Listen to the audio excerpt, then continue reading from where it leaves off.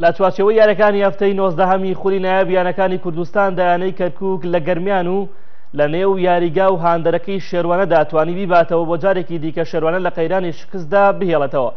سەرەتایی دەستپێکی یاریەکەش بە بەرزکردنەوەی دروشمی بەڵێ بۆ پارێزگابوونی گەرمیان هاتنە نێو یاریگا و لە تایم یەکەم یاریەکە دایانەی کەرکووک دەستپێشخەری کرد و گۆڵێکی لە ڕێگەی عەبدوڵڵا کەیفیەوە لە خولەکی 18دا تۆمار کرد.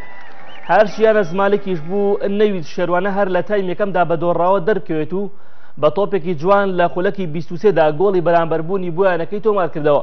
تایمی یەکەمیش بەو ئەنجامە کۆتایی هات. لە تایمی دووەمدا عەبدوڵڵا کەیفی لە خولەکی 66دا گۆڵی دووەمی کەرکووکی تۆمار کرد. یاریەکەش بە ئەنجامی 2 گۆڵ بەرامبەر بە گۆڵێک بە سوودی یانەی کەرکووک یەکلایی بووە. ئێمە ئەوڕۆ توانیمەوەکو یانەی وەرشی کەرکووک توانیمان لەو یاریگە لەگەر ئەو تیپە باشە تیپەچی باشە ئەمساڵ لە کوردستان لە نێوەندی ڕێزبەندەکەیە توانیمان 3 خاڵی گرنگیان لەبینین. ئەو 3 خاڵش بۆ ئێمە زۆر گرنگ کە چکە ئێمە منافسەکمانەیە ئەویش منافسەکە ئێمە پێشمەرگەیە لەو دابەزینە بەڵام تیپیوان نەدا دابەزینە یەکەم و دووەم سێم دەبی توانیمان 3 خاڵی گرنگ لە تیپەکە وەربگرین.